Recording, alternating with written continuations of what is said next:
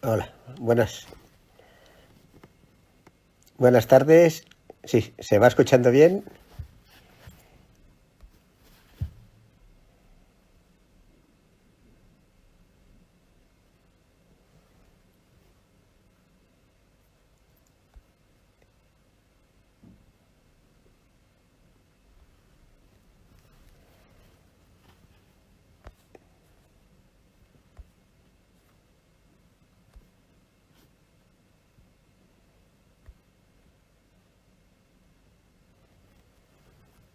Vamos a ver si...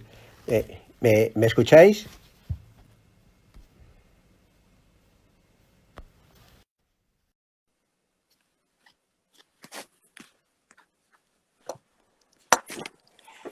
Muy buenas. Hola, compañero. ¿Cómo estamos? ¿Se escucha bien? ¿Sí? ¿Tú me escuchas bien? Yo estupendamente. Muy bien. Pues muchas gracias. Muchas gracias, don Ramiro. Sí. Primero, antes de nada, lo que quería eh, comentar es que en esto soy solo la imagen. Aquí colabora conmigo y hay el trabajo que hace Marta del Consejo Regulador, que es la otra, el 50%, que sin ella sería todo esto imposible. Hace un trabajo extraordinario. Pues muy bien, Ramiro. Primero, presentarte a ti es difícil porque, o fácil, o muy fácil para mí, porque tú eres, primero, creo que eres un malleto ilustrado, porque no has perdido nunca lo que es tu historia, ni tu gente, ni todo el trabajo que haces a lo largo del tiempo por ayudarla. Con Willy habéis sido pues dos bastiones de aprender para todos, que para nosotros es una cosa verdaderamente maravillosa, increíble, lo que sabemos gracias a vosotros, y lo mejor de todo es lo que nos queda por aprender de vosotros. Pues hoy un sanluqueño que se traslada a Montilla, pues para hablar de muchas cosas, de historia, vamos a dividir el programa. Hoy tenemos una hora primero y luego tenemos media hora, y vamos a dividirlo en dos bloques bien diferenciados de todo. Yo creo que el primer bloque que vamos a hacer se va a dividir en la historia y en los pagos, en la historia de Montilla, y en los pagos y en los suelos, desde la parte geológica a cómo se ha ido desarrollando Montilla. Y luego la última media hora lo que vamos a hacer es dedicarla a hablar del futuro de Montilla, de la gente, para que vea que hay futuro, y un futuro que puede ser bien provechoso. Pues muy bien, Ramiro. Vamos a empezar, como decía aquel, vamos a empezar por el principio. Y cómo se forma lo que es Montilla, cómo se forma geológicamente cuando emerge el terreno, y en qué época se forma. Bueno, en primer lugar, darte las gracias por acordarte de mí y nada, gracias a todos también que los que nos están oyendo. Trataremos de dar un punto de vista externo, como tú has dicho, desde Sanlúcar, con el mayor de los respetos, porque evidentemente hay muchísimos profesionales con más experiencia en la zona que yo, pero bueno, creo que una visión externa fresca también puede aportar otro punto de vista diferente, ¿no? Pues geológicamente Montilla, con respecto a otros suelos calizos de la península, tiene la gran ventaja que es mucho más complejo, porque no tiene todos los suelos calizos están comprendidos entre diferentes periodos. Entonces no es tan homogéneo desde el punto de vista geológico, no desde el punto de vista estructural, sino desde el punto de vista geológico. Es mucho más complejo porque comprende diferentes etapas, ¿no? Entonces, bueno, la península ibérica hace unos 300 millones de años, con el plegamiento herciniano, pues ahí en ese plegamiento lo que emerge es todo lo que conocemos como la esquina noroeste de la península, es decir, desde la parte de la Sierra de Sevilla hasta Galicia y pues cercano al Mediterráneo, ¿no? Y en esa gran superficie que tiene sobre unos 300 millones de años, ahí es donde están todos los suelos de pizarra y de granito, ¿no? Que son suelos pues, la gente lo llama pues roca metamórfica, pero bueno, son suelos que emergieron pues los primeros de todos, ¿no? Luego hay un segundo plegamiento alpino, que eso ya es mucho más posterior, y entre el primer y el segundo plegamiento empieza a aparecer las primeras deposiciones de margas calizas de uso vitícola, que en este caso, bueno, pues son las del Cretácico, ¿no? Que estos son del secundario. Es decir, en el caso de Jerez, por ejemplo, del marco de Jerez, que todas las albarizas están comprendidas en el periodo del Mioceno, que es del Terciario. Aquí en el caso de Montilla tenemos albariza del secundario, del Cretácico, y tenemos también albariza del Terciario, del Mioceno. Entonces, bueno, evidentemente las primeras que se van depositando son las de la parte más antigua del Cretácico, que corresponde sobre todo a la parte de la Sierra de Montilla. Y bueno, eso sobre hace unos 150 millones de años aproximadamente. Y los tipos de fósiles mayoritarios, pues fueron fósiles de esqueletos calcáreos, ¿vale? Que eso también es importante ahora, luego a la hora de diferenciar con otros tipos de suelos calizos de la zona. Y sobre todo, pues, nanoplancton y foraminíferos. Y bueno, luego fue decreciendo, después del Cretácico hay una bajada del nivel del mar, porque tenemos que comprender que desde la provincia de Cádiz hasta pues Murcia, Alicante, toda esa zona, eso era un corredor calizo que estaba sumergido. Pues conforme empieza a evacuarse el agua y se van depositando nuevos fósiles, pues tenemos cotas de suelos calizos con una cota menor, ¿no? La Sierra de Montilla pues puede estar comprendida entre 400 y pico y 600 y pico, y luego hay una segunda franja de deposición, digamos que en torno a los 350, 500 metros de altura sobre el nivel del mar, que eso pertenece ya al Mioceno. El Mioceno, que ya es mucho más reciente, es del Terciario, y eso estaríamos en una franja que iría desde los 23 millones de años a los 7 millones de años, es decir, es un suelo mucho más reciente.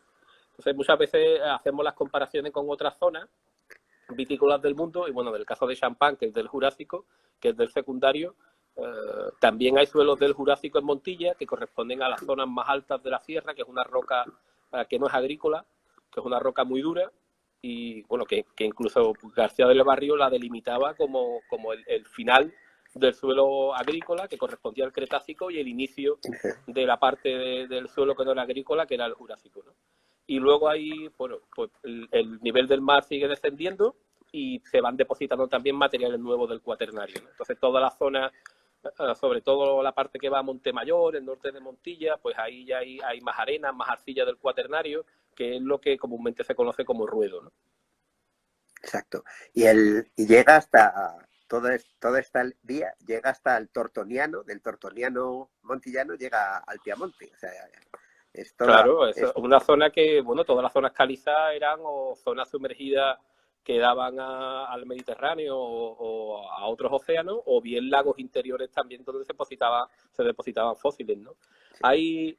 Yo creo que el parámetro que mejor puede diferenciar los tipos de suelo de viñedo en Montilla, en este caso, es la altura. La altura es un parámetro muy sencillo para diferenciar las diferentes etapas geológicas de deposición y los diferentes tipos de albariza, ¿no?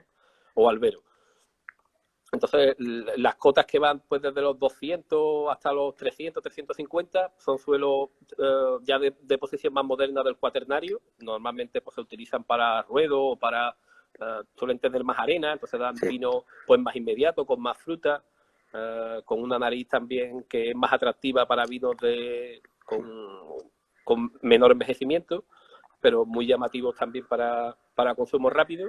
Luego tenemos una segunda franja que iría pues desde los 350 a los 450 a 500, que sería la parte del Mioceno, y luego de 450 hasta 600 y pico, que iría el Cretácico, ¿no? Sí.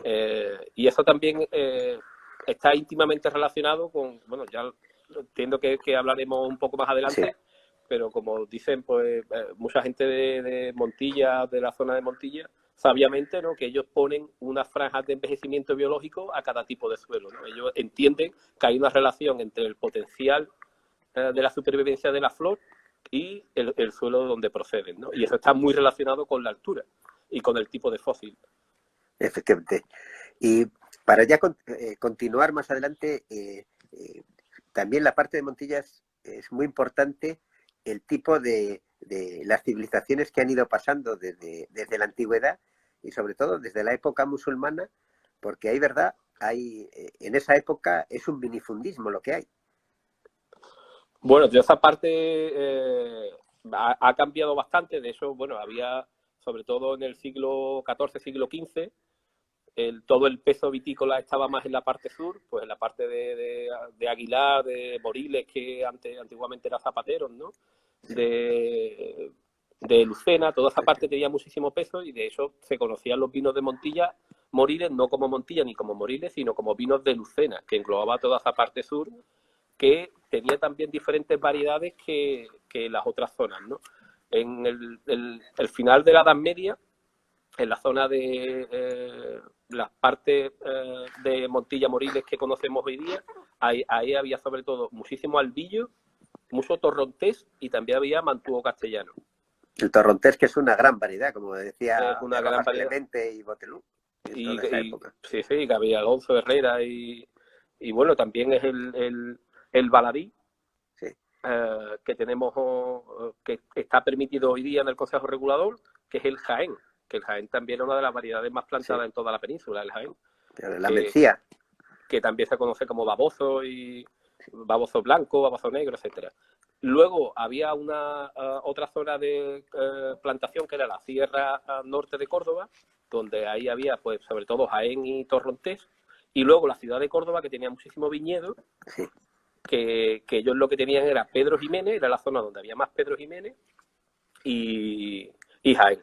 Y bueno, ahí había como una especie de lobby eclesiástico donde limitaban la entrada de los vinos de la parte sur, que eran los vinos que tenían más fama, los vinos buenos, porque ellos tenían unas ordenanzas eclesiásticas que hasta que ellos no vendieran la última gota de vino, no se podía empezar a comprar vinos forasteros, ¿no? Entonces era una especie de lobby que intentaba potenciar unos vinos que evidentemente no tenían la calidad de los de la campiña. Y el vino de Córdoba, que era malo. Era el vino más lugar. Era el de Córdoba capital. Y todo eso se refleja de una forma fantástica con el catastro del Marqués de la Ensenada de 1750-1754. Porque ahí salen las zonas vinícolas.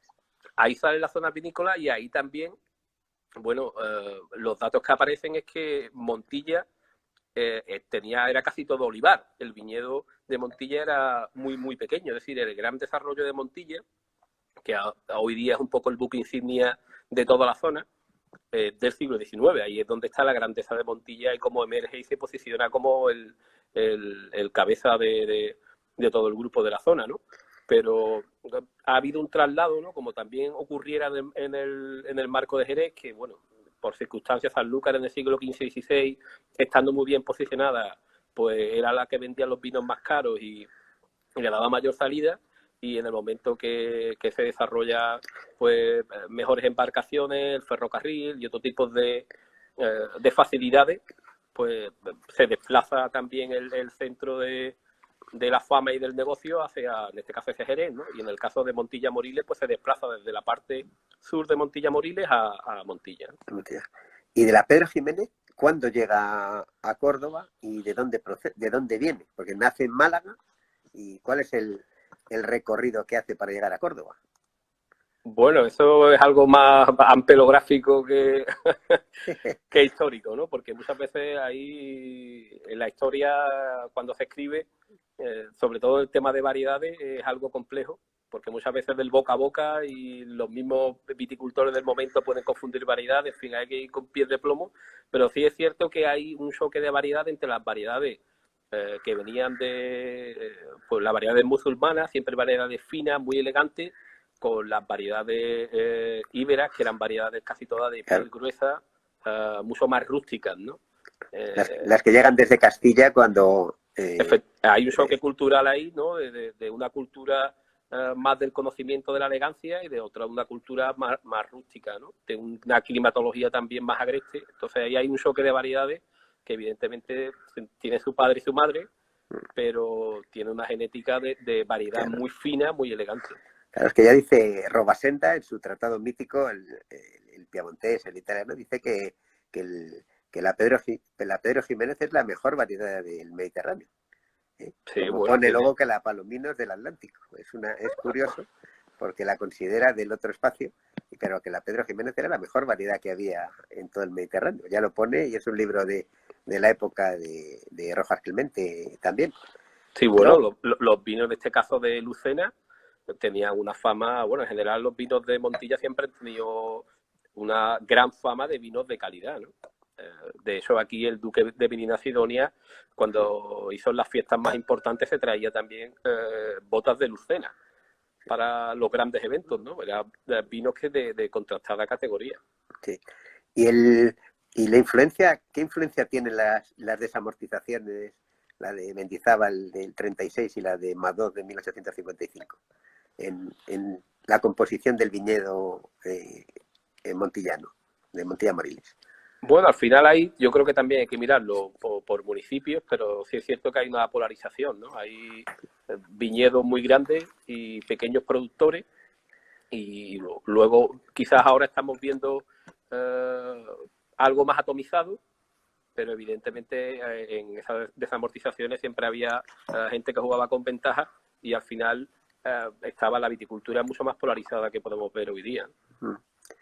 Porque a lo largo del 19 tenemos, por ejemplo, el ejemplo de André Julien, que habla de uno de los 6 grandes vinos que hay en España, es el vino de Montilla. O sea, que ya es un libro de los años 30 del siglo XIX. O sea, que ya el vino tenía una categoría, ese vino de Montilla, que luego, claro, investigando lo que es amontillado, de todo lo que sería hoy el amontillado, que claro, amontillado es una palabra que aparece en 1790, 1795, ¿no? Sí, ahí, ¿Y cómo es el proceso ese que ahí llega? porque, bueno, como estamos comentando, realmente el posicionamiento de Montilla se da en la segunda mitad del siglo XVIII. Entonces, en la palabra Montilla relacionada con el vino no aparece hasta esa época, ¿no? Sí aparece Lucena, aparece La Rambla, aparece otra zona, pero en el caso de Montilla no. De hecho, Simón Rojas Clemente en el libro que tiene de variedades, que bueno, está más focalizado en el marco de Jerez, pero él toca todas las zonas de Andalucía. Él habla de Puente Genil, habla de Lucena, pero no habla de Montilla, no refiere ninguna variedad a que esté en Montilla, ¿no? Porque realmente era una zona donde el viñedo tuvo una eclosión ya empezando el 19. Entonces, bueno, las primeras referencias sobre Montilla que vienen a final del siglo XVIII es porque cuando se desarrolla el viñedo, no quiere decir bueno, que los vinos de la zona de Montilla Moriles no tuvieran fama y no aparecieran antes, ¿no? Lo que ocurre es que aparecía con otro nombre. Claro, y llamarse amontillado, ¿cuál crees que puede ser la teoría más válida?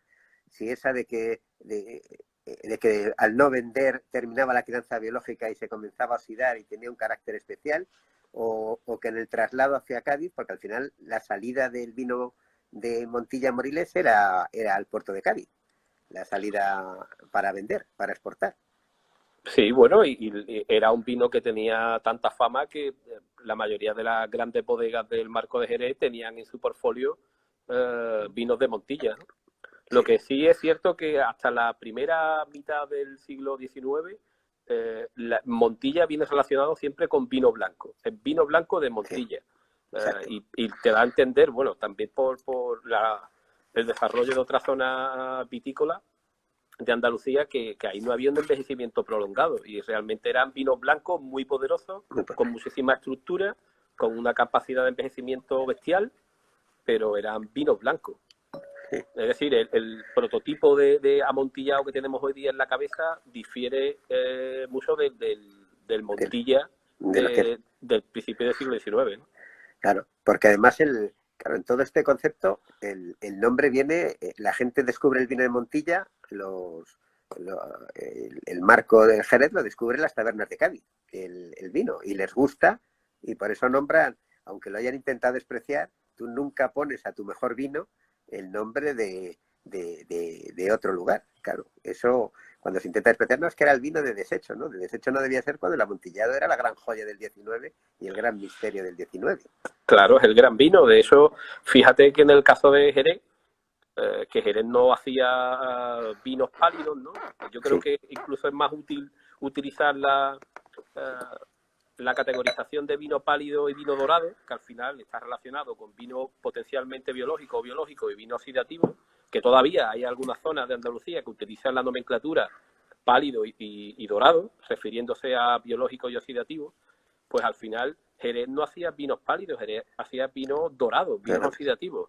Cuando necesitaba vinos pálidos, si quería un vino pálido, fluido, fresco, iba a Sanlúcar y lo compraba, y cuando quería un vino pálido con mucha estructura, también con gran capacidad de envejecimiento, pues lo compraba en Montilla. Claro. Pero evidentemente está más que sobrado la explicación de dónde viene el nombre de amontillado, ¿no? Claro, Eso, del vino ese que sobra decirlo. debieron descubrir la gente jerezana en las tabernas de Cádiz, que venía de Montilla y que les gustó. Hicieron un vino al modo, como pasa en tantas cosas, ¿no? Claro, y luego, Juancho, hay una cosa también muy interesante que en la bibliografía, al principio, cuando Jerez empieza a hacer fino, lo llama indistintamente amontillado o fino, porque realmente Jerez todavía no había desarrollado su propio amontillado, de su propio fino. Entonces tenía la idea de ese Montilla, que era un vino blanco muy poderoso, y claro, esas primeras décadas que se intentaban envejecer los finos, no sabían si llamarlo como fino. Algunas bodegas utilizarían la nomenclatura de fino, pero otras lo llamaban como amontillado, porque realmente el amontillado en aquel momento era un vino blanco, ¿no? Lo que ocurre, y luego conforme Jerez va desarrollando el fino y va teniendo amontillado de ese fino, el amontillado ya se queda como un concepto de vino que procede de una crianza biológica larga, etcétera, ¿no? Y que estaban bien separados, porque fíjate que aquí, sacando del libro del viticultor, ver los precios, que el vino de Montilla era caro, porque aquí tengo del catálogo de González Díaz de 1868, que el Montilla Superior, que se llamaba, valía lo mismo que el amontillado superior de Jerez. Valía 7,50, que era de lo más caro. Y luego tenían uno que era más caro, que era el amontillado superiorísimo. Pero luego había un grado superior, que era el Montilla NPU, o el Non Plus Ultra, o el No Pregunte Usted, que cualquiera sabe de aquello de dónde viene, que valía lo mismo que el Napoleón, que eran 25 pesetas, que quiere decir que en esa época el Chateau d'Yquem valía 20. O sea, para poner un poco. Y el más caro era el Jerez NPU, que valía 5 pesetas más, porque, claro, el vino local pues era un poco más caro. Pero ya te dice que los vinos de la zona no eran baratos, o sea, eran de una calidad. Claro, bueno, y luego es el vino que siempre se ha autorizado la mejor uva, ¿no? Con Willy, en todas las cartas de precio que hemos visto, incluso hasta principios del siglo XX, había bodegas jerezanas que tenían en la misma carta de precio Montilla y en la página de al lado amontillado, es decir, ofrecían el Montilla original de la ciudad de Montilla con el amontillado que era la versión jerezana del Montilla, ¿no? Claro, claro. En la misma carta de precio. ¿Cuándo se desarrollan el sistema de criaderas y soleras en la zona de Montilla, Moriles? Bueno, eso es bastante más tardío que Jerez, por lo menos 30, 40 años más. Sí. Entiendo que a final del siglo XIX. Yo tengo una documentación que he encontrado en el libro de bodega de Alvear.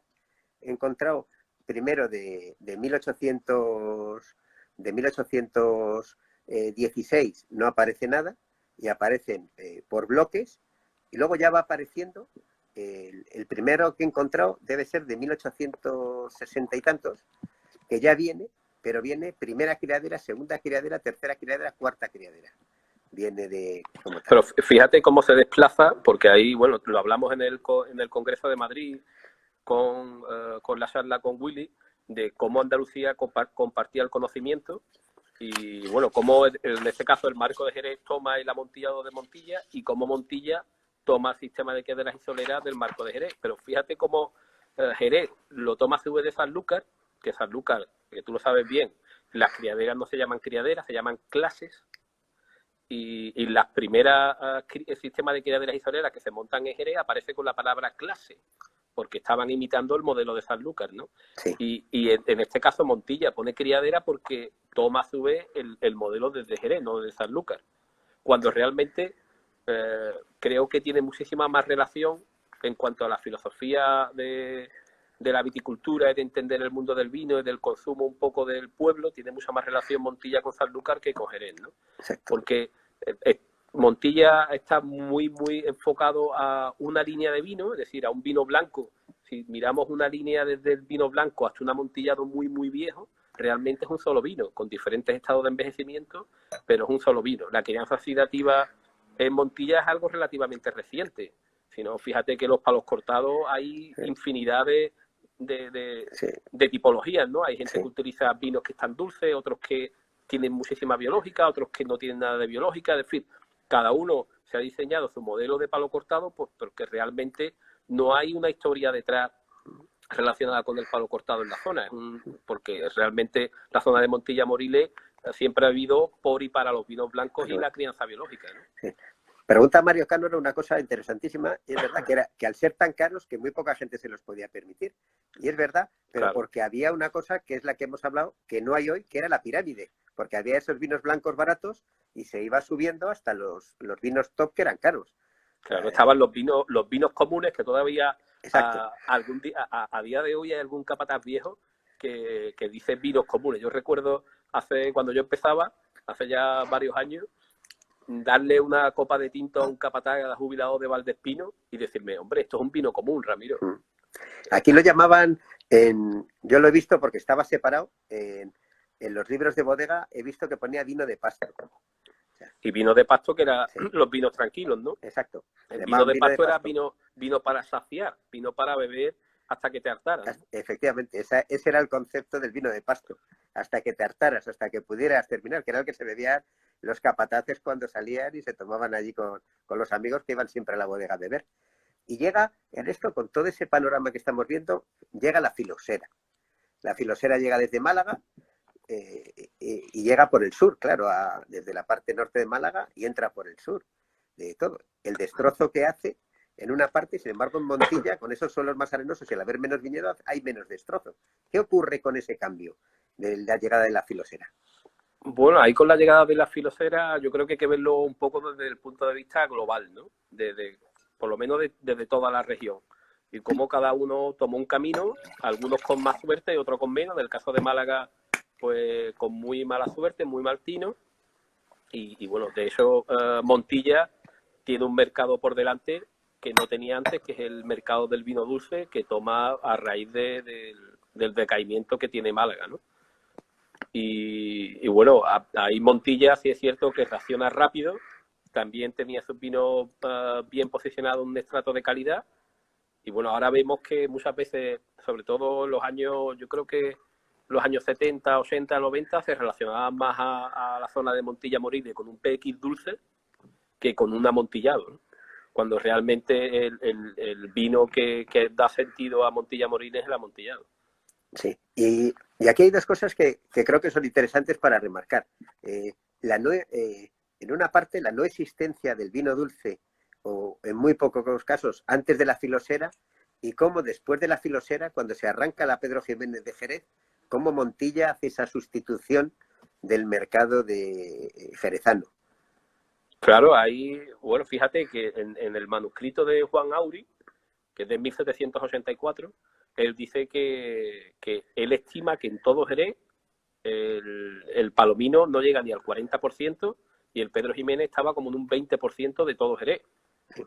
Evidentemente, conforme más íbamos al interior, había más Pedro Jiménez, ¿no?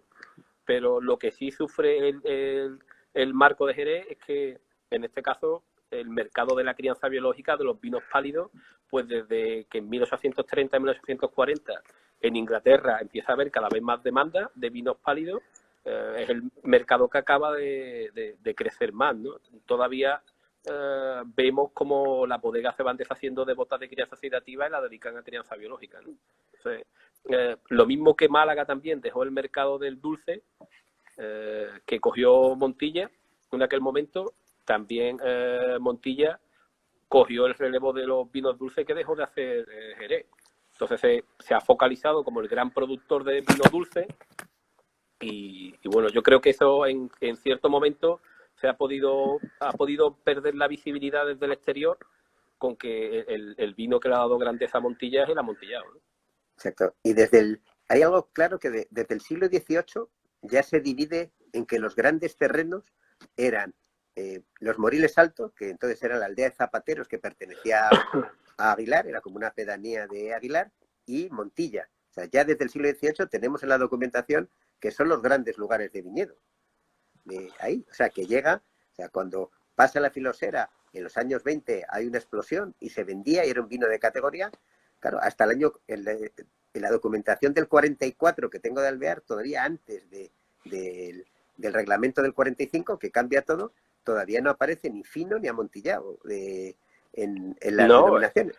claro, el fino, fíjate, en la Exposición Universal de Filadelfia de 1876, que van varias bodegas de la zona de Montilla Moriles, no aparece ningún fino en la exposición. Es decir, nadie presenta un vino fino. El vino fino realmente es algo más moderno, porque bueno, con Bernardo muchas veces hablándolo, es que el sentimiento como ocurre en el caso de Jerez, ¿no? Que llamamos manzanilla fina, manzanilla pasada, pues ahí un poco igual, ¿no? Tú tienes un Montilla más joven, un Montilla más viejo, pero al final es una estirpe de vino, es una línea de vino que va desde el blanco hasta un amontillado viejísimo, hasta amontillado de 70, 80, 100 años, pero no deja de partir de un vino blanco con mucha estructura, claro, y con mucha capacidad de envejecimiento, ¿no? Claro. Es que en la exposición de vitícola de Madrid de 1877 tampoco aparece ningún fino. Aparece primera criadera, segunda criadera, pero no aparece ningún fino nominado. Pero sí que empieza a aparecer a partir de 1945 con el cambio reglamentario, que aparece fino y aparece amontillado. Sí, pero eso no quiere decir que no hubiera fino. Lo que ocurre es que claro, esos finos que no se nombraban como, claro, se nombraba como montillas, ¿no? Exacto, Montilla, y el amontillado se llamaba por su nombre, porque es curioso que del 44, fíjate, si eran caros los vinos, que tenían los precios actualizados. Yo tengo los precios que me he puesto a actualizarlo en una tabla en pesetas de constantes del 44 a euros de hoy. Y, yo creo, Juancho, que a ti Instagram te va a pasar una factura. Entonces, fíjate que el cero, que es el 0 en 1, ese que tiene una bota, Albert, valía el equivalente, costaba entonces el equivalente a 300 euros. El Solera Fundación, equivalente a 240, y el Abuelo Diego, en la parte de amontillado, ¿no?, de palo cortado posterior, 210. O sea, que aquello era unos vinos carísimos. En el año 44, después de salir de una guerra, aquello tenía que ser estratosférico el precio que había. O sea, que eran carísimos. Las grandes joyas de las grandes soleras eran vinos carísimos. Había toda la escala y toda la gama, pero el vino bueno era muy caro. Sí, sí, sin duda. Y bueno, tiene todo el sentido que tenga pues muchas tipologías de amontillado, muchos tipos de amontillado, porque bueno, yo creo que en el caso de Montilla Moriles te queda corto la bodega que tenga solamente un amontillado, ¿no? Porque al final es como en el caso de Sanlúcar, el que hace manzanilla que tenga solamente una manzanilla. Eso no te da a ti una paleta de diferentes vinos que representen el vino más importante de tu ciudad, ¿no? Efectivamente. Y luego también en el 45 hay una separación ya clara que existía per se, que es dividir los pagos, que solo se habían dividido en Málaga en 1792 y en Cádiz, y aquí pues se sitúa lo que son las dos zonas de terreno, que son los Moriles Altos y la Sierra de Montilla.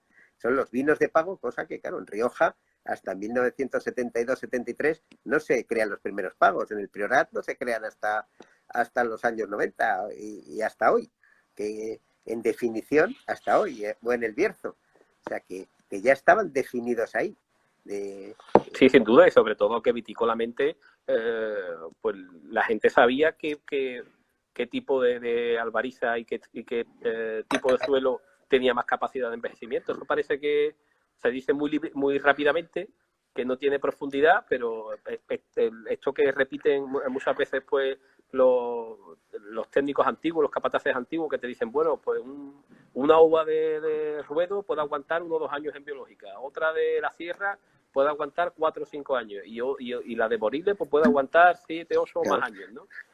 Eso realmente es una cosa, tiene muchísima profundidad detrás, porque te da a entender un montón de parámetros que luego van a afectar a la crianza biológica, que está íntimamente relacionado con esa clasificación. Claro.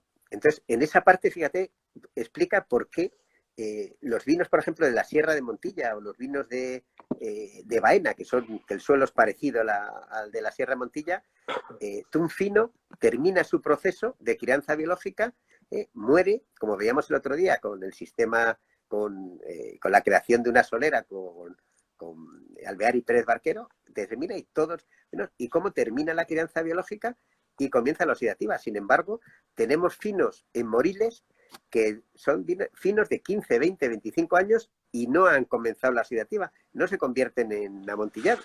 Claro, ¿Por qué? qué? Porque ahí vitícolamente hay uva muchísimo más concentrada, es decir, el calibre de la uva de la parte de la Sierra de Montilla es una uva mayor, con una piel más fina, con más tendencia a las enfermedades, que tiene un símil muy parecido a la costa, es decir, lo mismo que en el marco de Jerez, el factor atlántico, el acercarte a la costa es el que te da esa elegancia, esa finura, y irte al interior es lo que te da la estructura, el volumen, pues aquí pasa exactamente igual con la altura. Y sobre todo, bueno, en la parte de la Sierra de Montilla, la cara norte incluso todavía mucho más que la cara sur, ¿no? Subiendo por cualquier vereda, todo lo que queda a la izquierda, siempre es mucho más recto, mucho más fino, que lo que te queda a la derecha. Y luego, bueno, todo lo que tiene que ver con la uva concentrada de la parte de Moriles o de Baena, que también está en ese mismo rango de altura que comentábamos antes. Al final tienes una uva más pequeña, donde todo está más concentrado, con una piel también más curtida porque está en un medio más estresante. Y luego entiendo que eso yo no lo manejo, pero yo entiendo que la gente de Moriles preferirá vinos con más estructura y la gente de Montilla preferirá vinos un poco más frescos, ¿no? Que preguntan dentro de la estructura que tienen los dos. Preguntan que si la uva de Moriles tiene más nutrientes aprovechables por levaduras fumogénicas. Claro, seguro tendrán más pues ciertos componentes nitrogenados, ciertos aminoácidos, en fin, seguro que le hacen tener más capacidad de supervivencia, ¿no? Sí. Dicen que aquí estamos bebiendo. Yo, pues ya que estamos de pagos y de suelos, me he traído Moriles Alto. Estoy con el tío Cebolla, el fino Cebolla de 15 años, aquí, de los Moriles Altos. Tengo aquí San Jerónimo, de Moriles Alto. Aquí voy pasando. Tengo de otra bodega Lagar de Casablanca. Aquí el fino Flor, también de Moriles Alto. Aquí tengo el vino fino de Lagar de Hoyos de Moriles Alto. Menuda artillería. Claro, es que hay que ir... Contigo no se puede ir ligero de equipaje. Y tengo el fino de Terrebuelos, de la zona más alta de Moriles. O sea, de todo... Ahora tengo, ya que estábamos hablando de solo, pues he traído Moriles Alto. ¿Y tú qué estabas bebiendo? Pues yo estoy con esto que tú lo conoces bien. Eso. Tú te has ido a la Sierra Montilla. Hemos hecho aquí a dúo de todo. Y luego, ¿qué es lo que ocurre en ese proceso que hay para que Montilla, de tener esos vinos con identidad, ¿cuándo se comienza? Primero, ¿cuándo comienzan las bodegas de Jerez a tener bodega de Montilla? ¿En qué época? Bueno, han comprado desde siempre. Y bueno, como te decía, en la época donde Sanlúcar era la ciudad que tenía más peso dentro del marco de Jerez, incluso Sanlúcar compraba muchos vinos de Lucena. Entonces siempre ha estado presente. Bueno, el caso más significativo quizás sea la relación entre González Vías y Alvear, porque es una relación bastante íntima. Pero bueno, la relación comercial yo creo que viene desde hace muchísimos siglos. No es algo, la gente se puede pensar que es algo más moderno, ¿no? Más novedoso, pero eso ha sido...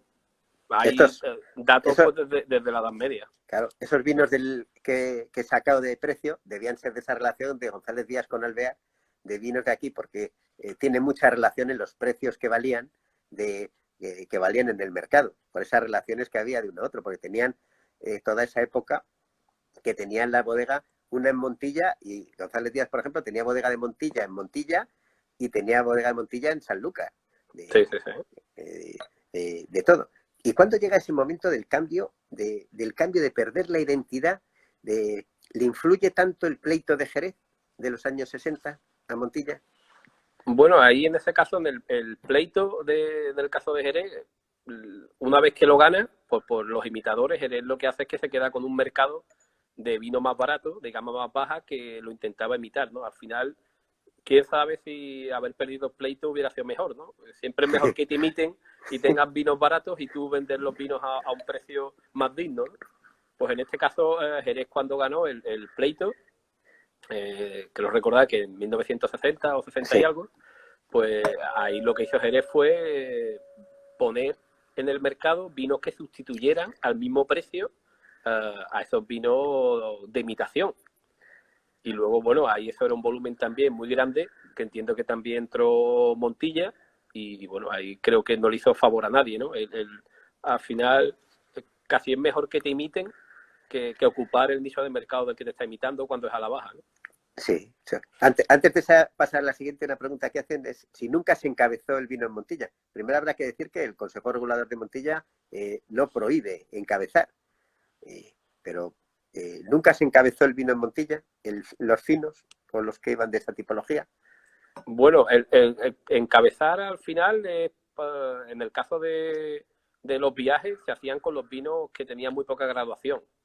Entonces, en el caso de Jerez, que siempre se había alcoholizado, pero se alcoholizaban los vinos de menor calidad, los que se consideraban los natural sherring, ¿no? Que eran vinos que no se mezclaban. Eso nunca se alcoholizaban, ¿no? Y había grandes marcas que nunca se alcoholizaban. La alcoholización siempre ha existido, pero para vinos de baja calidad. Entiendo que en Montilla los vinos de muy baja calidad o de suelos muy malos pudieran hacerlo para el transporte, pero en los suelos de gran calidad no creo que fuese necesario. Exacto.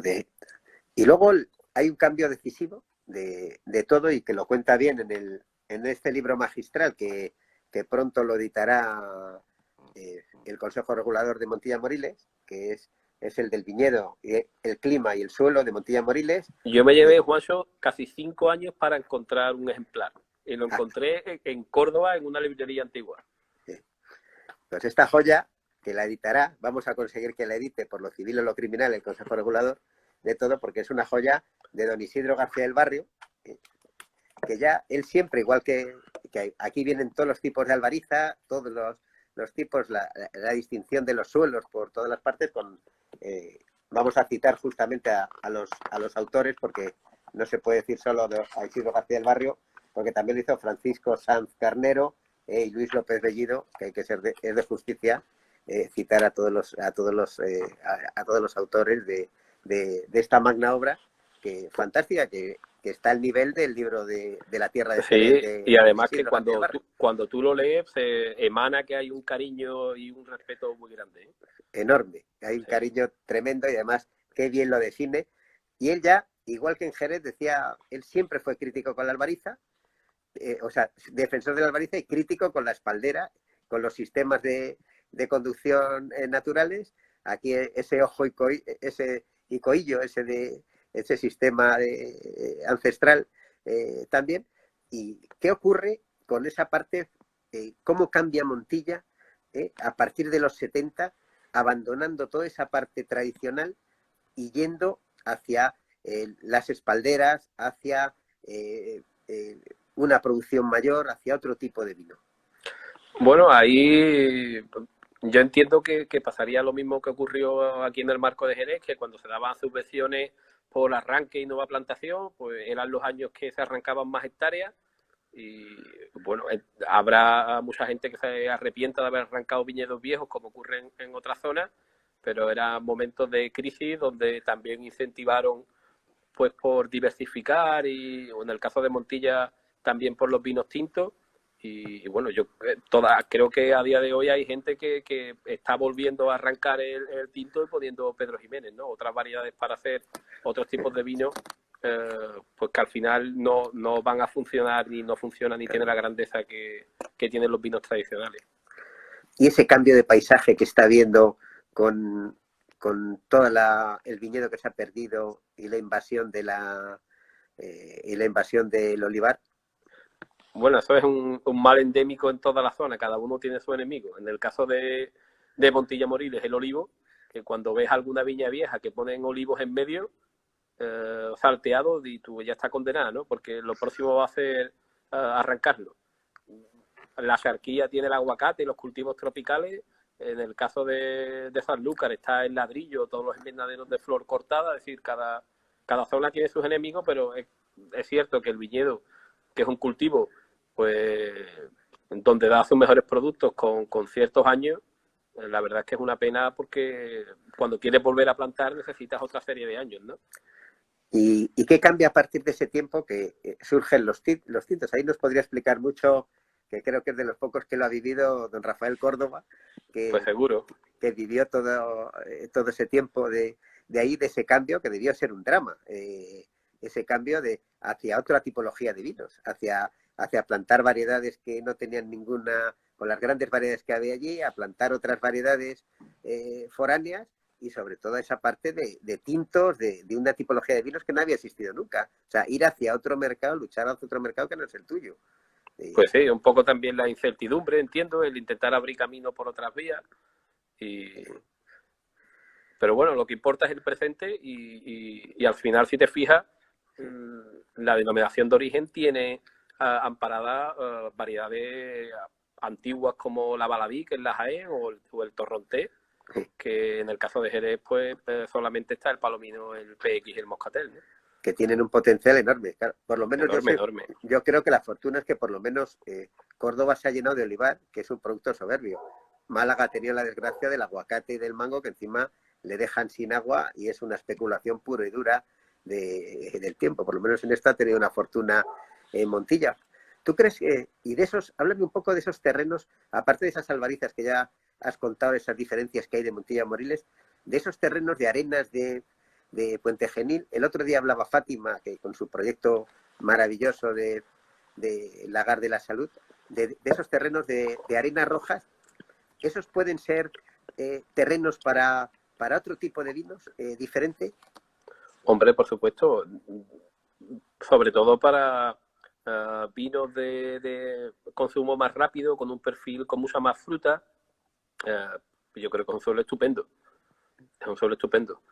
Luego, evidentemente, no, quizá en el caso de meterlo en sistema de piedras y soleras y para otros vinos con más envejecimiento, no van a tener la estructura necesaria para aguantar tanto tiempo, ¿no? Y para no maderizarse, para que no se quede demasiado desestructurado con la flor. Pero bueno, lo bueno es que hay diversidad, que hay diferentes tipos de suelo, que hay una gran diferencia de altura, y yo creo que hay que jugar con eso, ¿no? Sí. Ahí porque en esa parte claro, el sistema incluso de conducción, ahí seguramente no le va tan mal la espaldera en relación a los terrenos de Albariza, porque García del Barrio siempre lo criticaba en los terrenos de Albariza, pero en esos de arena, esos terrenos de esa arena roja, no le va tan mal. Bueno, claro, ahí hay más materia orgánica y bueno, en el caso de la albariza, un cordón tiene muchísimo más estrés porque, quieras que no, el cordón es una posición más antinatural para la planta y, bueno, a la altura que se suele sacar el cordón también para que la vez se vendimie con máquina, eso es un trayecto de savia muy grande que es muy estresante, ¿no? Sí. Y sobre todo el tener también mucha madera vieja con posibilidad de enfermedad, que hay que darle muchos cortes para podar, ¿no? En fin, pero en el caso de suelos más ricos, pues ese cordón entiendo que se podría mantener más años que en un suelo tan pobre como los de la Sierra o los de Moriles, ¿no? Sí. ¿Los sistemas de poda de Jerez, de Montilla, son parecidos? ¿Y Sanlúcar o son Bueno, diferentes? yo creo que sigue la misma filosofía, que intentar mantener una corriente de savia evitando cortes en esa corriente, es decir, producir todos los cortes en un lado opuesto a la corriente de savia. Y bueno, lo que ocurre que también en la historia ha cambiado, ¿no? La poda de vara y pulgar que se desarrolla en Sanlúcar es por y para el palomino, para tener vinos con menos grados y que sean vinos muy biológicos. En la visita que le hace Jay Busby a Pedro Domé en 1831, cuando se va al Majuelo, Pedro Domé le cuenta que él está adoptando un tipo de poda que es dejando una vara en un lado y un pulgar en otro. Es decir, en el primer tercio del 19 es cuando Pedro Domé estaba empezando a tomar la poda de vara y pulgar. Es decir, estaba tomando esa poda de Sanlúcar porque el palomino empezaba a ser cada vez más importante. Más importante, porque el foco de las ventas estaba en los vinos pálidos, ¿no? Sí. Entonces, Jerez lo que hacía antes también era una poda con pulgares cortos y, bueno, más parecido a lo que tiene Montilla ahora, ¿no? Es una zona también de concentración. Pero al final la filosofía es un poco la misma que seguir las corrientes de savia. Luego en Montilla hay una técnica que me gusta y que estoy deseando aprender, que lo hablé en su día con Ángela, que es el cómo sanear la madera vieja, ¿no? Que ellos son capaces, tienen la habilidad para sanear la madera vieja, pues incluso con motosierra o con otros utensilios, y evitar las enfermedades de madera, ¿no? Y eso hay que tener una habilidad tremenda. Eso en el caso de Jerez, por ejemplo, no se hace. No hay gente con conocimiento para hacerlo. ¿Y el ojo de coillo? El ojo y coillo, pues... El ojo de coillo. El ojo y coillo es un poco dejar la carrera de verde en una y el corte en otro, ¿no? Sí, los 2 pulgares. Quiero recordar que el ojo es el que te mira a ti, que es la yema que va arriba del corte, y el coillo será el verde que va por debajo. Y la altura de la viña en vaso es más alta. ¿El vaso es más alto en el marco del Jerez o en Montilla? Bueno, en general suelen ser más bajos. Las viñas antiguas se sacaban siempre más bajos. Conforme el ser humano ha ido buscando comodidad, pues ha ido intentando acercar la uva a una posición bípeda, ¿no? Pero y luego también depende de dónde esté la viña, ¿no? Si tú te fijas en las cepas que está siempre en la parte baja de una viña que tenga cierta pendiente, siempre la cepa está mucho más enterrada, ¿no? Porque hay una erosión y hay una deposición, y las cepas que están arriba del todo, si tienen cierta pendiente, tienen más altura también por esa erosión. Sí. Y el vino de tinaja, yo creo que es otra de las posibilidades formidables, porque es un vino histórico también con una larga tradición. ¿Dónde crees que puede ir mejor? ¿En los terrenos de Albariza, en los de Arenas o en ambos? Bueno, depende de lo que quieras hacer. Yo entiendo que si quieres hacer un producto para embotellar con no mucho tiempo de envejecimiento, la tinaja es una gran herramienta. Si quieres envejecer un vino 2, 3, 4, 5 años o más, quizás sea más útil una fermentación en bota y una crianza en bota, ¿no? ¿Y tú cómo crees que evolucionarán los vinos de tinaja? Algunos, los que sean buenos, ¿cómo crees bueno, que...? tú sabes que yo soy un poco antimétodo. Sí. Entonces, depende de lo que metan, ¿no? Si vas a meter una uva de un suelo que no va a tener capacidad de envejecimiento, ya le puedes poner una tinaja, una bota o un crucifijo que no hay tu tía, ¿no? Eso es absolutamente cierto de todo. Del método hablaremos luego, en la siguiente parte. ¿Tú qué notas para explicarle a toda la gente, al consumidor, incluso, qué diferencias notas en la nariz y en la boca de un vino de la Sierra de Montilla, de los suelos de la Sierra de Montilla y de Moriles Alto? Bueno, a grandes rasgos, los suelos de la sierra son más estrechos. Son mucho más estrechos. Es como un efecto costero. Es decir, es como comparar un poco Sanlúcar con Jerez, pues aquí es comparar la sierra con Moriles, ¿no? Moriles tiene mucha más estructura, y luego también Moriles tiene una efervescencia de los fósiles de esqueleto silíceo, mientras que la sierra, que también tiene algo más de arena, algo más de limo, hace que los vinos sean mucho más rectos, más estrechos. Y ya si nos vamos al lado izquierdo, ¿no? O a la cara norte, es todavía mucho más acentuado, ¿no? Siempre esa relación, ¿verdad? De Sanlúcar y Montilla, y de Moriles, claro, y Jerez. Sobre todo por esa filosofía de vivir por los vinos de crianza biológica, ¿no? Que al final es una evolución. Lo que yo creo que han tomado históricamente caminos inversos, ¿no? La manzanilla nace como un vino con poco grado, un vino blanco con poco grado, que va aumentando el envejecimiento y la concentración para que pueda estar en un sistema de queda de gas y solera muchos años y tener estabilidad microbiológica, mientras que el amontillado, pues posiblemente eran vinos con una graduación alcohólica pues de 15,5, 16, incluso más, eran vinos muy poderosos que ha ido bajando graduación para permitir una crianza biológica, ¿no? Porque el de Sierra de Montilla, ¿te parece que es cuando lo bebes está hecho antes que el de Moriles, que necesita más tiempo el de Moriles? Bueno, yo veo los vinos de Moriles más herméticos, más tímidos y más difícil de catar también, porque no son tan expresivos al principio, mientras que los de la sierra son vinos más abiertos y, como te decía, más estrechos, ¿no? Al final es un poco también lo que ocurre en la costa, que los vinos, las albarizas más sueltas, dan vinos con una nariz más alegre y una boca más estrecha, mientras que las narices más tímidas dan vinos con más estructura, ¿no?, en la boca. Y en el paso del tiempo, ¿cómo ves la evolución de uno u otro? O la mezcla, que ha sido una parte de la tradición. La mezcla, bueno, yo entiendo que la mezcla también forma parte un poco de la bajada de precio que también sufrió en Jerez, que empezó a mezclar, porque cuando se pierde un poco el conocimiento, tú lo que haces es mezclar porque no diferencias, ¿no? De eso, en las épocas de mayor conocimiento siempre vemos que es donde más libros se escriben, donde la gente diferencia más los pagos, más las viñas, más los suelos, porque el conocimiento te hace diferenciar. Cuando tú no tienes conocimiento de algo, pues piensas que todo es igual y lo mezclas, ¿no? Entonces creo que eso también ha pasado en Montilla Moriles, que se ha empezado a mezclar pues por periodos un poco de decadencia, pero hay un conocimiento para volver a estratificar, ¿no?, a dividir y a entender la diferencia, aunque sea pequeña, entre una zona y otra. Sí.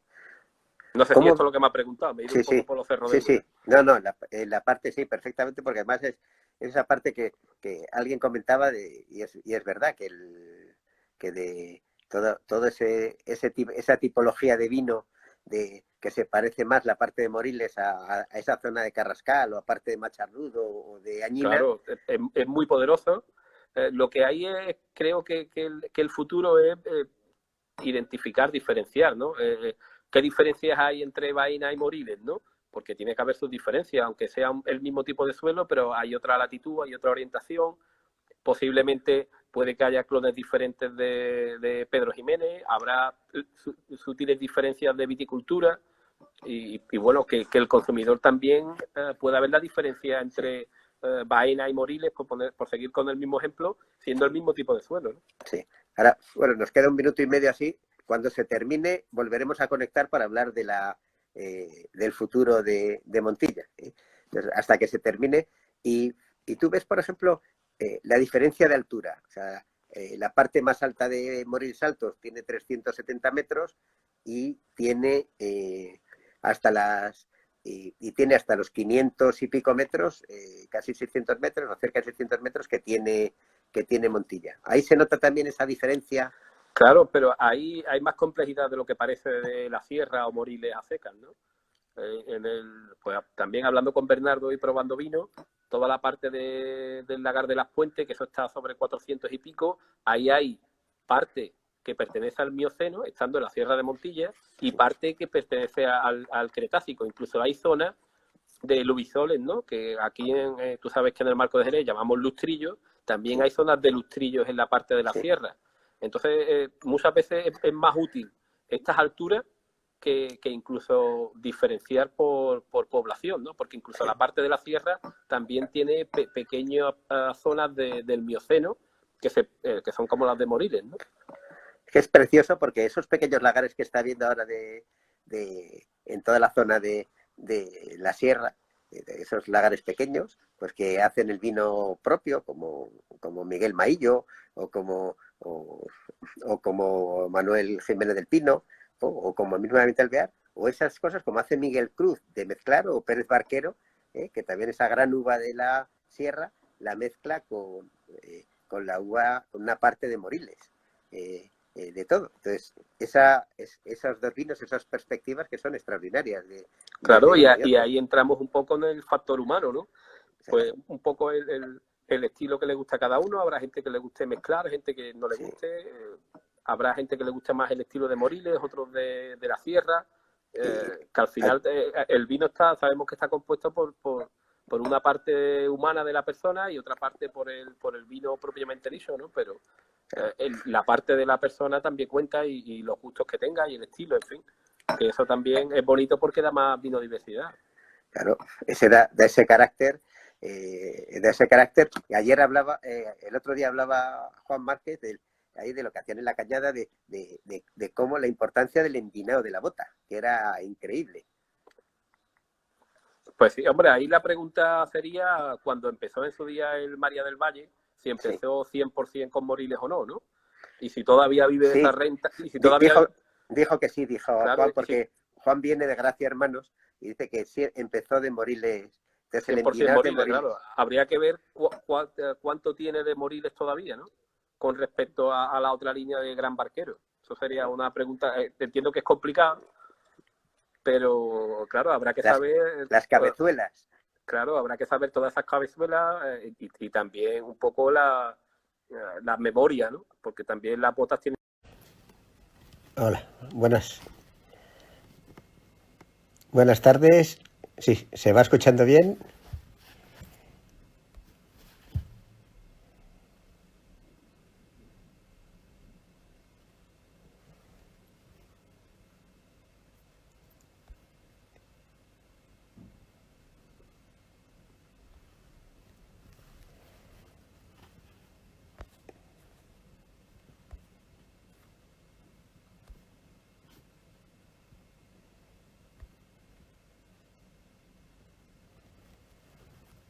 Vamos a ver si... ¿me escucháis?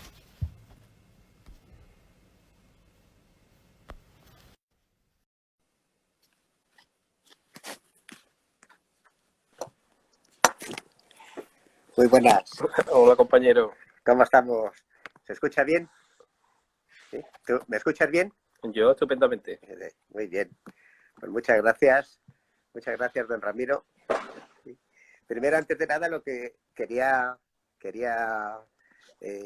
comentar es que en esto soy solo la imagen. Aquí colabora conmigo y hay el trabajo que hace Marta del Consejo Regulador, que es la otra, el 50%, que sin ella sería todo esto imposible.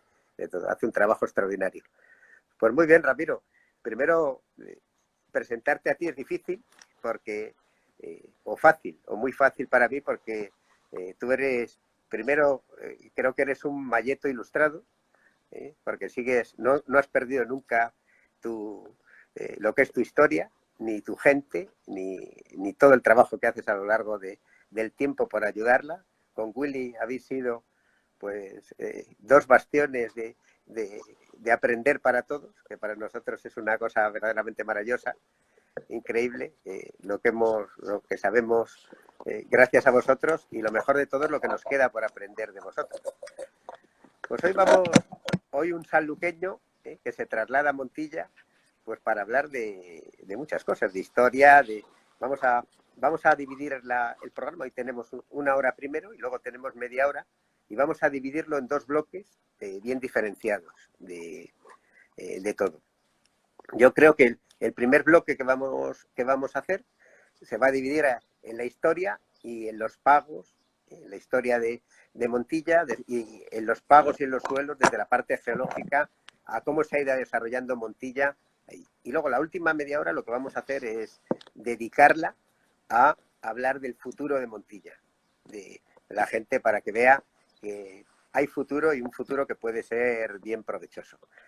Pues muy bien, Ramiro, vamos a empezar, como decía aquel, vamos a empezar por el principio. Y cómo se forma lo que es Montilla, cómo se forma geológicamente cuando emerge el terreno, y en qué época se forma. Bueno, en primer lugar, darte las gracias por acordarte de mí y nada, gracias a todos también que los que nos están oyendo. Trataremos de dar un punto de vista externo, como tú has dicho, desde Sanlúcar, con el mayor de los respetos, porque evidentemente hay muchísimos profesionales con más experiencia en la zona que yo, pero bueno, creo que una visión externa fresca también puede aportar otro punto de vista diferente, ¿no?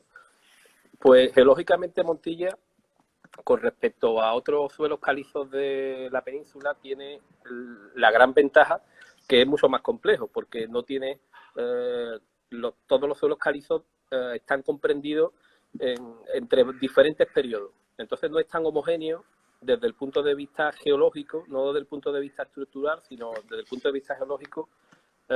Es mucho más complejo porque comprende diferentes etapas, ¿no? Entonces, bueno, la península ibérica hace unos 300 millones de años, con el primer plegamiento, el plegamiento herciniano, pues ahí en ese plegamiento lo que emerge es todo lo que conocemos como la esquina noroeste de la península, es decir, desde la parte de la Sierra de Sevilla hasta Galicia y pues cercano al Mediterráneo, ¿no? Y en esa gran superficie que tiene sobre unos 300 millones de años, ahí es donde están todos los suelos de pizarra y de granito, ¿no? Esos suelos pues, la gente lo llama pues roca metamórfica, pero bueno, son suelos que emergieron pues los primeros de todos, ¿no? Luego hay un segundo plegamiento alpino, que eso ya es mucho más posterior, y entre el primer y el segundo plegamiento empieza a aparecer las primeras deposiciones de margas calizas de uso vitícola, que en este caso, bueno, pues son las del Cretácico, ¿no? Que estos son del secundario.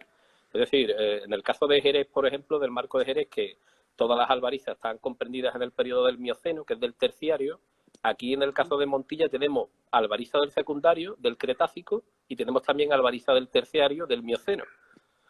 Entonces, bueno, evidentemente las primeras que se van depositando son las de la parte más antigua del Cretácico, que corresponde sobre todo a la parte de la Sierra de Montilla. Y bueno, eso sobre hace unos 150 millones de años aproximadamente. Y los tipos de fósiles mayoritarios, pues fueron fósiles de esqueletos calcáreos, ¿vale? Que esto también es importante luego a la hora de diferenciar con otros tipos de suelos calizos de la zona. Y sobre todo, pues, nanoplancton y foraminíferos. Y bueno, luego fue decreciendo. Después del Cretácico hay una bajada del nivel del mar, porque tenemos que comprender que desde la provincia de Cádiz hasta pues Murcia, Alicante, toda esa zona, eso era un corredor calizo que estaba sumergido. Pues conforme empieza a evacuarse el agua y se van depositando nuevos fósiles, pues tenemos cotas de suelos calizos con una cota menor, ¿no? La Sierra de Montilla pues puede estar comprendida entre 400 y pico y 600 y pico, y luego hay una segunda franja de deposición, digamos que en torno a los 350, 500 metros de altura sobre el nivel del mar, que eso pertenece ya al Mioceno. El Mioceno, que ya es mucho más reciente, es del Terciario, y eso estaríamos en una franja que iría desde los 23 millones de años a los 7 millones de años. Es decir, es un suelo mucho más reciente. Entonces, muchas veces hacemos las comparaciones con otras zonas vitícolas del mundo, y bueno, del caso de Champagne, que es del Jurásico, que es del secundario, también hay suelos del Jurásico en Montilla que corresponden a las zonas más altas de la sierra, que es una roca que no es agrícola, que es una roca muy dura, y bueno, que incluso García del Barrio la delimitaba como el final del suelo agrícola, que correspondía al Cretácico, y el inicio de la parte del suelo que no era agrícola, que era el Jurásico, ¿no? Y luego ahí, bueno, pues el nivel del mar sigue descendiendo y se van depositando también materiales nuevos del Cuaternario, ¿no? Entonces, toda la zona, sobre todo la parte que va a Montemayor, el norte de Montilla, pues ahí ya hay más arena, más arcilla del Cuaternario, que es lo que comúnmente se conoce como ruedo, ¿no? Exacto. Y llega hasta toda esta vía, llega hasta el Tortoniano, del Tortoniano montillano llega al Piamonte. O sea, claro, es una zona que, bueno, todas las zonas calizas eran o zonas sumergidas que daban al Mediterráneo o a otros océanos, o bien lagos interiores también donde se depositaban fósiles, ¿no? Yo creo que el parámetro que mejor puede diferenciar los tipos de suelo de viñedo en Montilla, en este caso, es la altura. La altura es un parámetro muy sencillo para diferenciar las diferentes etapas geológicas de deposición y los diferentes tipos de albariza, ¿no? O albero. Entonces, las cotas que van pues desde los 200 hasta los 300, 350 son suelos ya de deposición más moderna del Cuaternario. Normalmente pues se utilizan para ruedo o suelen tener más arena, entonces dan vino pues más inmediato, con más fruta, con una nariz también que es más atractiva para vinos con menor envejecimiento, pero muy llamativos también para consumo rápido. Luego tenemos una segunda franja que iría pues desde los 350 a los 450 a 500, que sería la parte del Mioceno, y luego de 450 hasta 600 y pico, que iría el Cretácico, ¿no? Sí. Y eso también está íntimamente relacionado con, bueno, ya entiendo que hablaremos un poco más adelante, pero como dicen pues mucha gente de Montilla, de la zona de Montilla, sabiamente, ¿no?, que ellos ponen unas franjas de envejecimiento biológico a cada tipo de suelo, ¿no? Ellos entienden que hay una relación entre el potencial de la supervivencia de la flor y el suelo donde proceden, ¿no? Y eso está muy relacionado con la altura y con el tipo de fósil. Efectivamente. Y Para ya continuar más adelante, también la parte de Montilla es muy importante el tipo de las civilizaciones que han ido pasando desde la antigüedad y sobre todo desde la época musulmana, porque hay verdad, en esa época es un minifundismo lo que hay. Bueno, de esa parte ha cambiado bastante. De hecho, bueno, había, sobre todo en el siglo XIV, siglo XV, todo el peso vitícola estaba más en la parte sur, pues en la parte de Aguilar, de Moriles, que antiguamente era Zapateros, ¿no? De Lucena, toda esa parte tenía muchísimo peso y de eso se conocían los vinos de Montilla, Moriles, no como Montilla ni como Moriles, sino como vinos de Lucena, que englobaba toda esa parte sur, que tenía también diferentes variedades que las otras zonas, ¿no? En el final de la Edad Media, en la zona de las partes de Montilla Moriles que conocemos hoy día, ahí había sobre todo muchísimo albillo, mucho torrontés y también había mantuo castellano.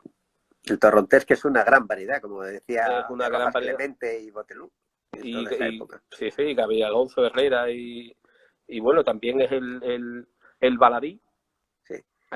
Que tenemos, que está permitido hoy día en el Consejo Regulador, que es el Jaén, que el Jaén también es una de las variedades más plantadas en toda la península, el Jaén. La mencía. Que también se conoce como baboso y baboso blanco, baboso negro, etcétera. Luego había otra zona de plantación que era la Sierra Norte de Córdoba, donde ahí había, pues, sobre todo Jaén y Torrontés, y luego la ciudad de Córdoba, que tenía muchísimo viñedo, sí. que ellos lo que tenían era Pedro Jiménez, era la zona donde había más Pedro Jiménez, y Jaén. Y bueno, ahí había como una especie de lobby eclesiástico donde limitaban la entrada de los vinos de la parte sur, que eran los vinos que tenían más fama, los vinos buenos, porque ellos tenían unas ordenanzas eclesiásticas que hasta que ellos no vendieran la última gota de vino, no se podía empezar a comprar vinos forasteros, ¿no? Entonces era una especie de lobby que intentaba potenciar unos vinos que evidentemente no tenían la calidad de los de la campiña. Y el vino de Córdoba, que era malo. Era el vino más lugar. Era el de Córdoba capital. Y todo eso se refleja de una forma fantástica con el catastro del Marqués de la Ensenada de 1750-1754. Porque ahí salen las zonas vinícolas. Ahí salen las zonas vinícolas y ahí también, bueno, los datos que aparecen es que Montilla era casi todo olivar. El viñedo de Montilla era muy, muy pequeño. Es decir, el gran desarrollo de Montilla, que hoy día es un poco el buque insignia de toda la zona, del siglo XIX. Ahí es donde está la grandeza de Montilla y cómo emerge y se posiciona como el cabeza de todo el grupo de la zona, ¿no? Pero ha habido un traslado, ¿no? Como también ocurriera en el marco de Jerez, que, bueno, por circunstancias, Sanlúcar en el siglo XV y XVI, estando muy bien posicionada, pues era la que vendía los vinos más caros y le daba mayor salida, y en el momento que se desarrolla pues mejores embarcaciones, el ferrocarril y otro tipo de facilidades, pues se desplaza también el centro de la fama y del negocio hacia, en este caso, ese Jerez, ¿no? Y en el caso de Montilla Moriles, pues se desplaza desde la parte sur de Montilla Moriles a Montilla. Y de la Pedro Jiménez, ¿cuándo llega a Córdoba y de dónde viene? Porque nace en Málaga, ¿y cuál es el recorrido que hace para llegar a Córdoba? Bueno, eso es algo más ampelográfico que histórico, ¿no? Porque muchas veces ahí en la historia, cuando se escribe, sobre todo el tema de variedades, es algo complejo, porque muchas veces del boca a boca y los mismos viticultores del momento pueden confundir variedades, en fin, hay que ir con pies de plomo, pero sí es cierto que hay un choque de variedad entre las variedades que venían de pues las variedades musulmanas, siempre variedades finas, muy elegantes, con las variedades íberas, que eran variedades casi todas de piel gruesa, mucho más rústicas, ¿no? Las que llegan desde Castilla cuando...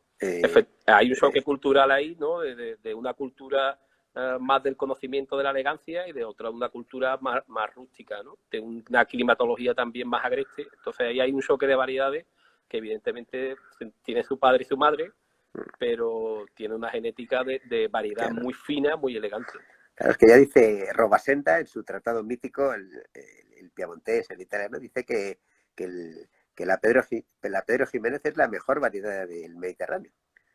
Sí, Como bueno, pone luego que la Palomino es del Atlántico. Es curioso porque la considera del otro espacio, pero que la Pedro Jiménez era la mejor variedad que había en todo el Mediterráneo. Ya lo pone y es un libro de la época de Rojas Clemente también.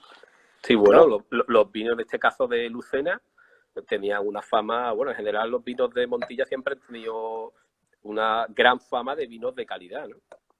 De hecho, aquí el duque de Medina Sidonia, cuando hizo las fiestas más importantes, se traía también botas de Lucena para los grandes eventos, ¿no? Eran vinos que de contrastada categoría.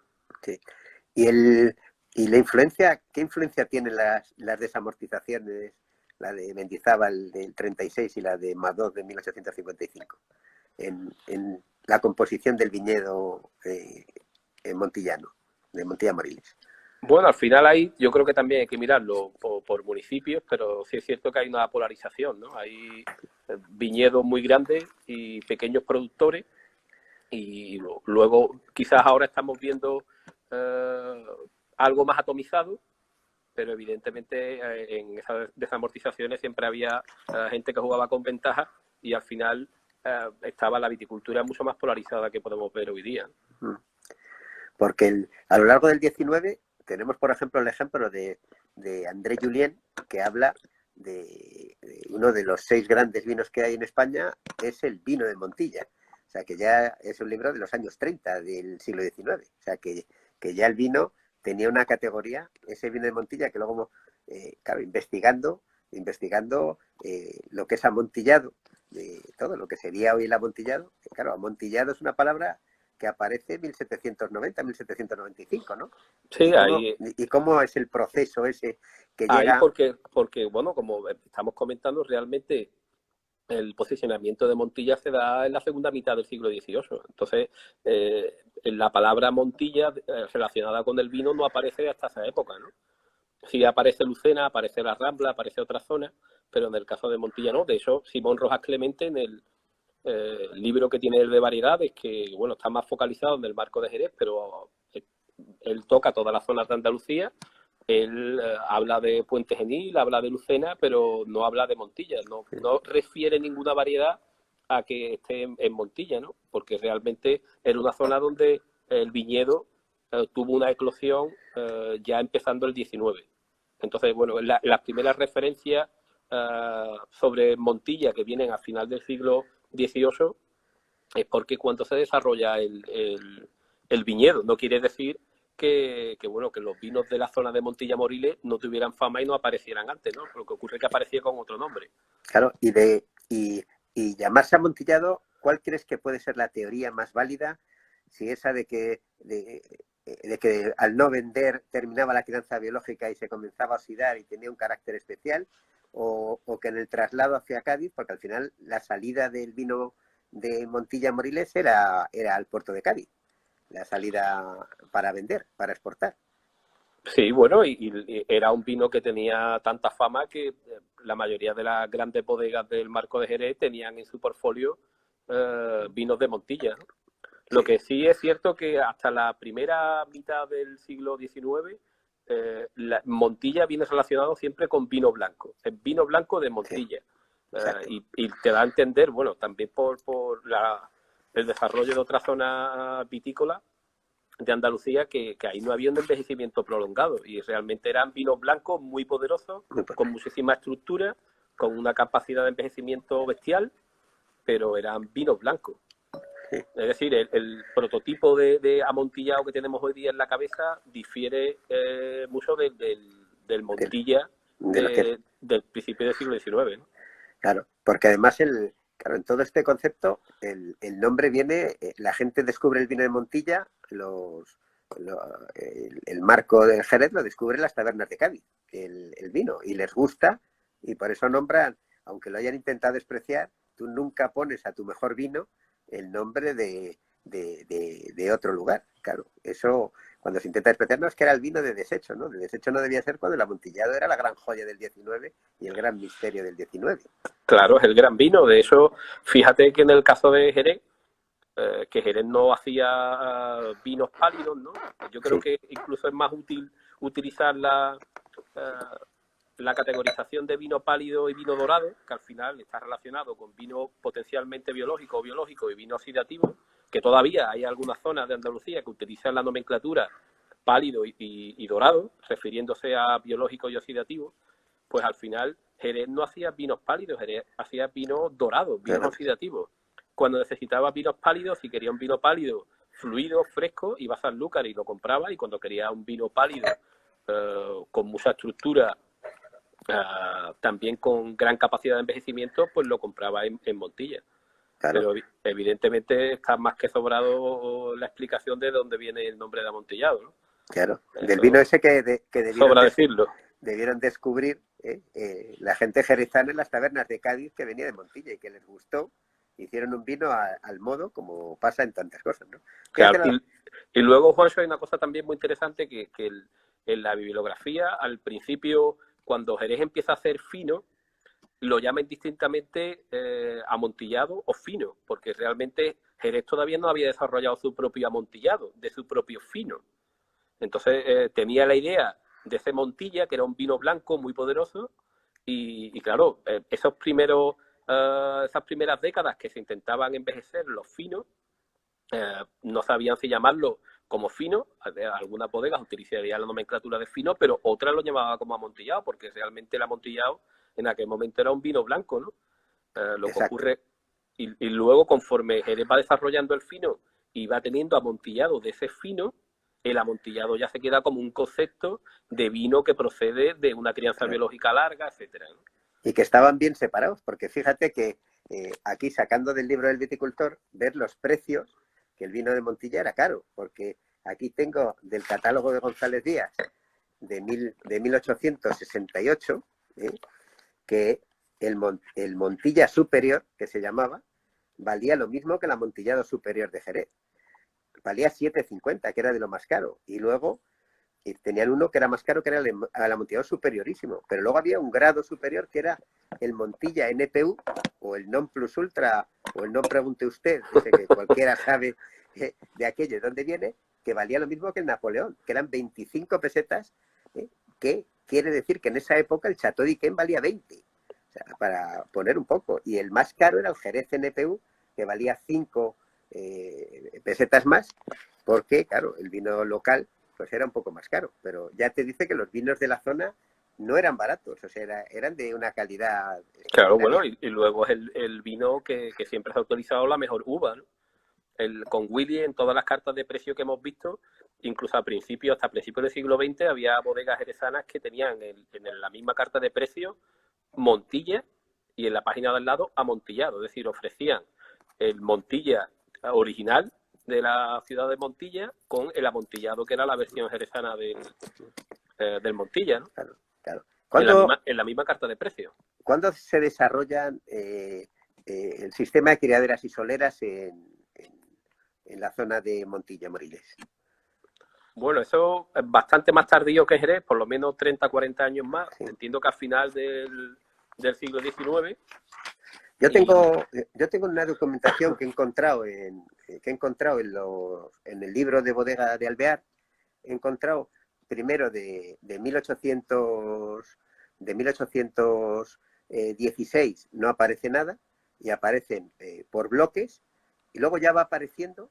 El primero que he encontrado debe ser de 1860 y tantos, que ya viene, pero viene primera criadera, segunda criadera, tercera criadera, cuarta criadera. Viene de...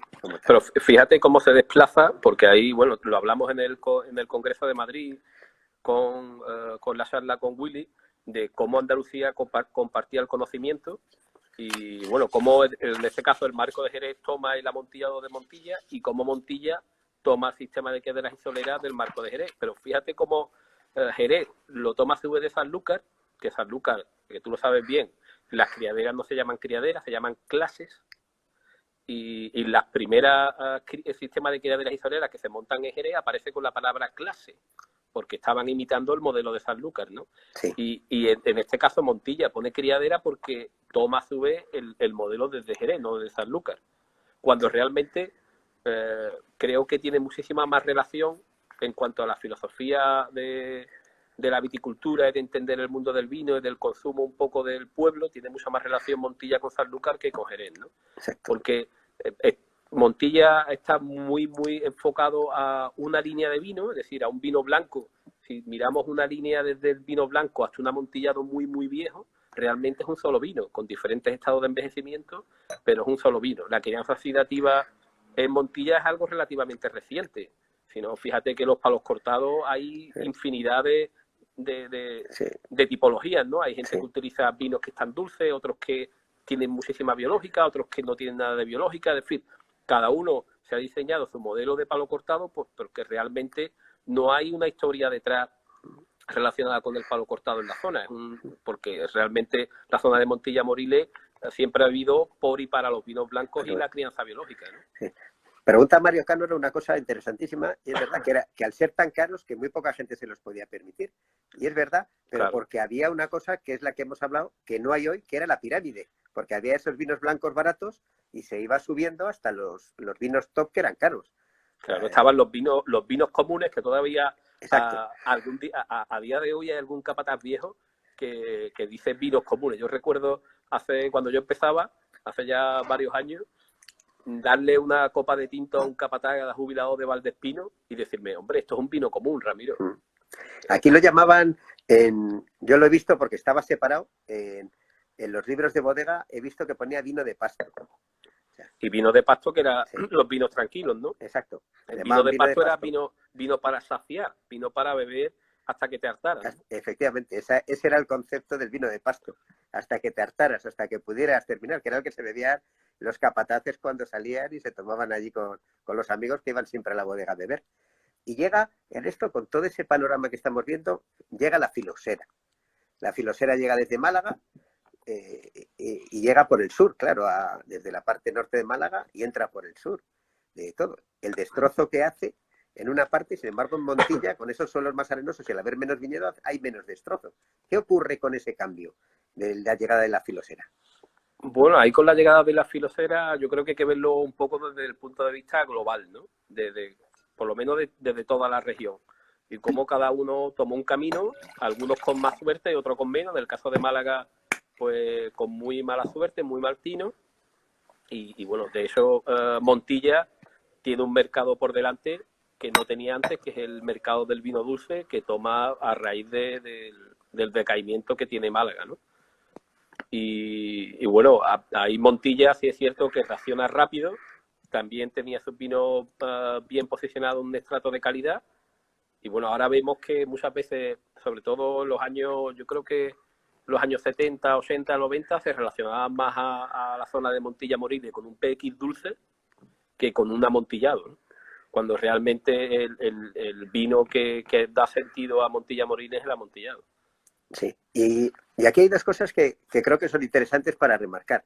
En una parte, la no existencia del vino dulce, o en muy pocos casos, antes de la filosera, y cómo después de la filosera, cuando se arranca la Pedro Jiménez de Jerez, cómo Montilla hace esa sustitución del mercado de jerezano. Claro, ahí, bueno, fíjate que en el manuscrito de Juan Auri, que es de 1784, él dice que él estima que en todo Jerez el palomino no llega ni al 40% y el Pedro Jiménez estaba como en un 20% de todo Jerez. Evidentemente, conforme más íbamos al interior, había más Pedro Jiménez, ¿no? Pero lo que sí sufre el marco de Jerez es que, en este caso, el mercado de la crianza biológica de los vinos pálidos, pues desde que en 1830 y 1840 en Inglaterra empieza a haber cada vez más demanda de vinos pálidos, es el mercado que acaba de crecer más, ¿no? Todavía vemos como las bodegas se van deshaciendo de botas de crianza oxidativa y la dedican a crianza biológica, ¿no? Entonces, lo mismo que Málaga también dejó el mercado del dulce, que cogió Montilla en aquel momento, también Montilla cogió el relevo de los vinos dulces que dejó de hacer Jerez.